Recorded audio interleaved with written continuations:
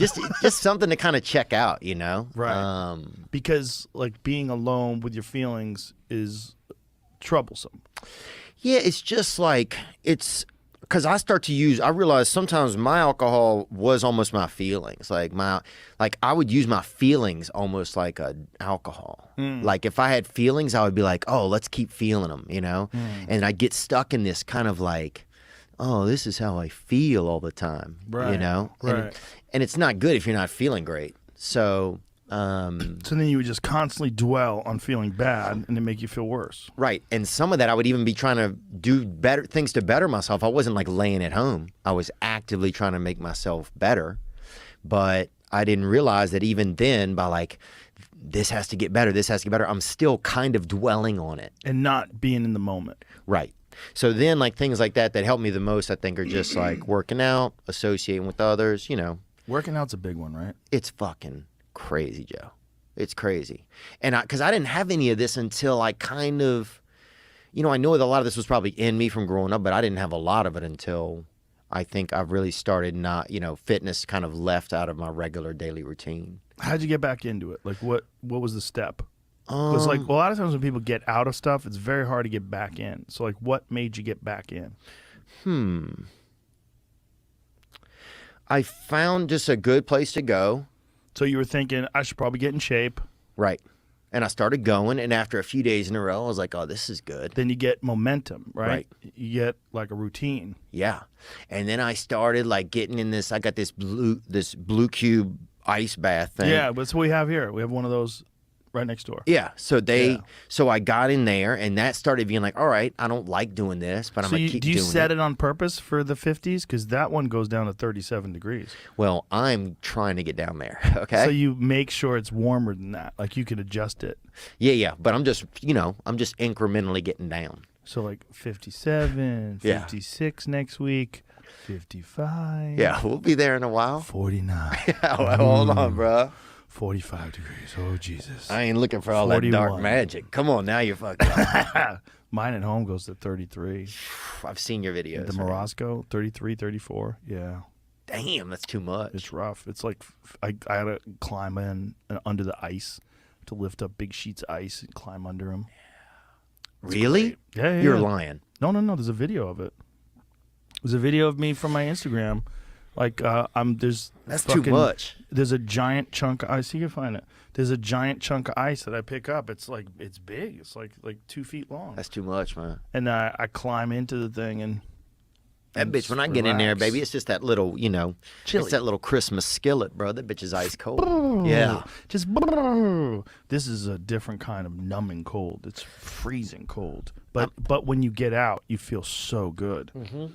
And I'm making my way. I'm making my way, Joe. Yeah, so look at that. Here's me. Oh, hi, everybody. So I'm climbing right out of the sauna. See all the ice in there? So it's me coming. I worked out, and then I went, and I usually do this. So look at this chunk of ice. See that shit? I usually do this right after cardio. So this is like a cardio session. Wow, dude. Yeah. You look like one of those turkeys when they tie it up and it gets all like kind of like lined out. What? You know what I'm talking about? When they put that rope around that the ham and it's got all the fucking... Oh, my six pack. Yeah. Damn. It's called working out, son. Yeah, it is, bro. I didn't know what that end game could be like, baby. That's freaking wild, dude. Congratulations, man. Just keep working out and you'll get there too. Yeah, so yeah. But yeah, everything is... I'm feeling good, man. That thing is really good for depression too. It's really good for anxiety too. The norepinephrine that you get from heavy cold exposure is really good for your mental state as well. It's really good for people. And it's also like a serious struggle because the 3 minutes that you do, I think that day I did 3. Sometimes I do 5, but that's the most I do now. I did 20 once. I don't recommend that. I'm doing 11 right now. For a few days. 11 at 50 something. That's good. Yeah. Yeah, that's probably plenty. If you're doing 11 at 50-something degrees, that's probably all the benefits that I'm getting doing 3 at 34 or whatever it is. But it's great for your mind. Like you get out, you feel happier and more peaceful. Oh, I feel fucking ready, dude. Yeah, it's such a struggle because it's a real life or death struggle. When you're in there and it's 34-degree water and you're in there for 3 to 5 minutes, that is a real life or death struggle because by the end of it, I'm shaking. Like my body's shaking under the water, and I'm like 30 more seconds, 30 more seconds. And now what I do is if I do hot, cold, I always finish on cold because I let my body reheat itself naturally. Yeah. Yeah, I like it, man. What I like about it is I'm doing something I don't want to do. Every time I start doing things I don't want to do, I grow. Yes. You That's a lesson that people need to hear and learn. It's so important because everybody just wants to be comfortable. Everybody wants to sit on the couch. I don't want to go outside. It's cold. I don't want to do this. It's hot. Like, you've got to do things that you don't want to do because you show your body that your mind is the boss. Your mind is telling your body what to do, and then you have control. Yeah, Dustin texted me one day. Poirier texted me. He's like, "You can't wait for everything to be okay to live your life." That's what he. And it was. You ever get a text from somebody? It's just one of those moments where it fucking gets through to you, you know? Yeah. And I was like, "Fuck yeah, man." That's a very poignant, and obviously coming from a guy like him who is, I mean, accomplished incredible things and done so in one of the most difficult things to accomplish incredible things. Like, he's a fighter, a fucking cage fighter at the highest level of the game. Talking about a guy who knocked out Conor McGregor. You know what I mean? Bananas. He's a beast. Oh yeah. So like his ability to like get things done is exceptional. Yeah. You know, he's an exceptional person. And so his understanding of that fact that you can't just wait for things to get perfect. You just go out and do stuff. I always tell people that about working out. Like, fuck your motivation. Fuck your motivation. You need discipline because motivation's not there every day. I'm missing motivation most days. Wow, Some really? days, yeah. Sometimes I got motivation. Some days I'm like, fuck yeah, today I felt good. I can't wait to get to the gym.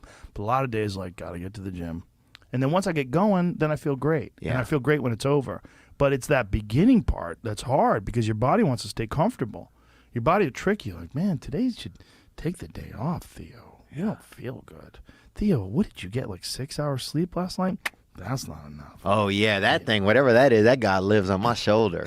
That little sleepy guy, that motherfucker, dude. I might have a twin that never separated, baby, because that fella's chatty. It's a lot of people. A lot of people have that chatty guy telling you to take naps. Yeah. Telling you to eat that piece of cake. Yeah, so that kind of stuff's been helping me, man. But I'm feeling, I'm excited, man. I'll probably go back on tour later this year. Yeah.